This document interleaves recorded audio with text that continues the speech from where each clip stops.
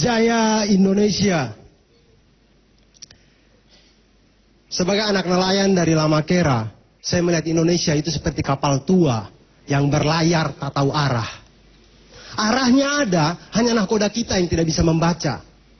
Mungkin dia bisa membaca, tapi tertutup hasrat membabi buta.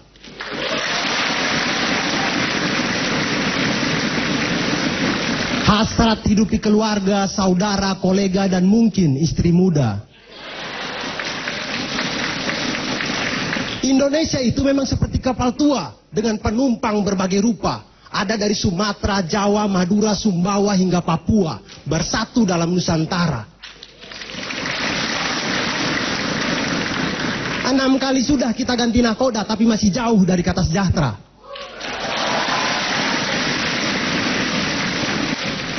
Dari dulu teman-teman, dari teriakan kata merdeka sampai sekarang, fallback dong kakak. Nahkoda pertama, sang proklamator bersama Hatta, membangun dengan semangat Pancasila dan terkenal di kalangan wanita. Ia pernah berkata, mampu guncangkan dunia dengan 10 pemuda, tapi itu kan kurang 1 untuk tim sepak bola. Kalau begini kapan baru kita ikut Piala Dunia?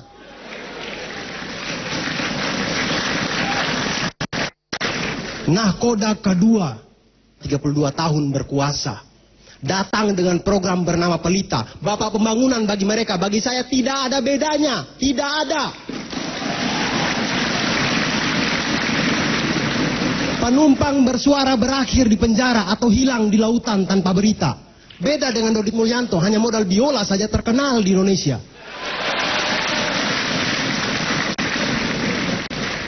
Nahkoda ketiga, sang wakil yang naik tahta, mewarisi pecah belahnya masa Orba. Belum sempat menjelajah samudra, ia terhenti di tahun pertama. Dibanggakan di Eropa, dipermainkan di Indonesia. Jerman dapat ilmunya, kita dapat apa? Antrian panjang nonton filmnya.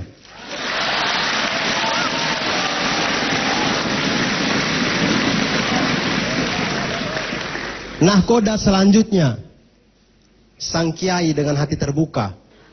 Ia terhenti dalam sidang istimewa ketika tokoh-tokoh reformasi berebut istana. Potong bebek saja. Gitu aja kok repot, kata Gus Dur featuring Ursula.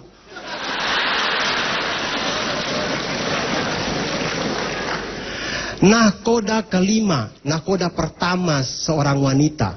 Dari tangan ibunya bendera pusaka tercipta. Kata bapaknya, berikan aku 10 pemuda, tapi apa daya, itu di luar kemampuan ibu beranak 3. Kalau mau 10 pemuda, ambil saja dari followersnya Raditya Dika. Semunggut ya kakak. Nahkoda ke-6 bagian A. Kenapa bagian A? Sengaja biar tetap pada rima A. 2 pemilu mengguli perolehan suara, 2 kali disumpah atas nama Garuda, tapi itu hanya awal cerita. Cerita panjangnya terpampang di banyak media. Lapindo, Munir, Senturi, Hambalang, kami menolak lupa.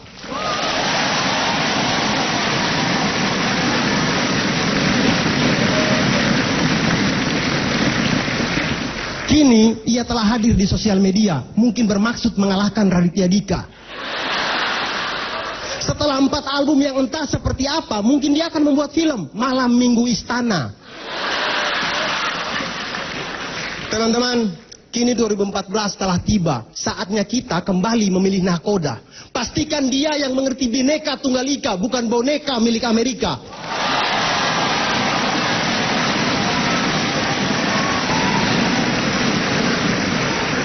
Dia yang mengerti suara kita. Suara kalau Indonesia bisa, bukan suara aita kata ya atau fallback dong kakak. Inilah cerita kapal tua kita. Ada yang tidak percaya? Ada, sudah kalian percaya saja. Teman-teman, mungkin di antara kita di sini itu ada yang sedang merindukan masa-masa Orde Baru. Kemudian mulai pakai kaos dengan stiker atau stiker yang gambar sang jenderal 32 tahun. Gambar posenya dia sedang begini. Saya tidak tahu ini gaya foto macam apa ya, tapi kalau dilanjutkan, iya, tidak tahu ini gaya foto macam apa, tapi kalau dilanjutkan mungkin jadinya begini. Iya. Dan yang lebih menarik itu adalah tulisannya. Tulisannya apa? Piye kabarele, sepenak zamanku to, iyo keles.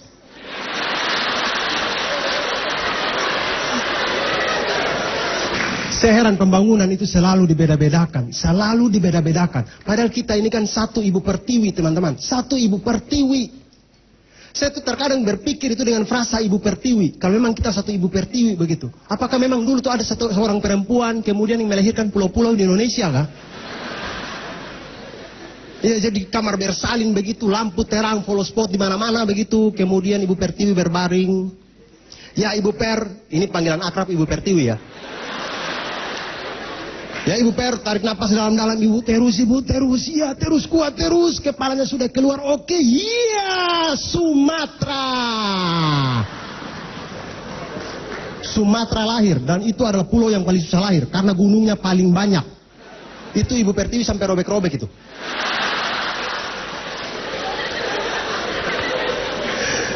Dan mungkin setelah itu, Kalimantan lahir, Jawa lahir, Bali lahir, dan pulau-pulau di bagian Indonesia Timur, itu lahirnya paling terakhir.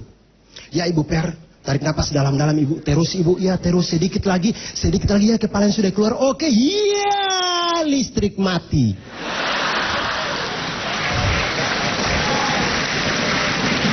Begitulah cara kami lahir, makanya wajar kalau kami gelap-gelap.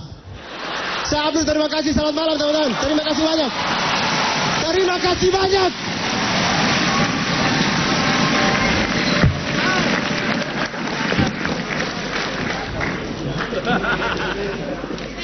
Iya Abdur. Ya Om Indro.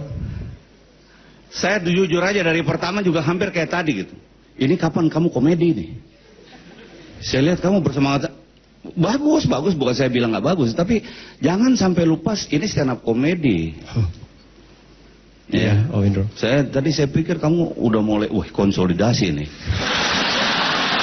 Juga jangan lupa bahwa kamu bersaing dalam stand up komedi.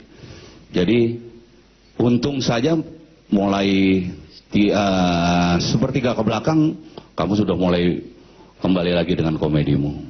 Abdur, kompor gas. Terima kasih Om Indro. Iya Abdur. Ya Bang Radit. Itu 5 menit lagi lebih lama lo bakar ban kayaknya tadi ya.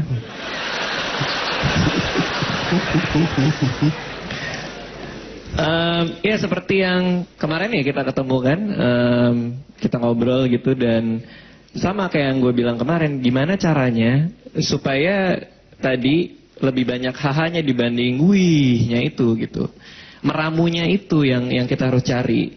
Gue tahu lo punya keresahan, gue tahu lo butuh menyampaikan ini gitu. Tapi ketika kita bicara dalam konteks stand up komedi, gimana kita membungkusnya dalam sebuah komedi gitu, sebuah hal yang bisa memacu tawa. Itu emang PR yang harus kita cari sama-sama gitu. Cuma sebagai sebuah pertunjukan, itu tadi keren banget. Ada permainan intonasi lo, dramatisasi dengan lo cuman dilampuin gitu doang. Untung ada lampunya, kalau gelap gue nggak tahu deh. Dan gimana cara emosi lo, dari mata lo udah kelihatan gitu, lo bersungguh-sungguh ngomongin ini. Buat gue ini adalah malam yang indah buat stand up comedy, karena Adit tadi tampil di sini, lo tampil di sini. Hanya di stand up comedy adalah orang-orang seperti kalian bisa didengarkan. Terima kasih Bang Adit.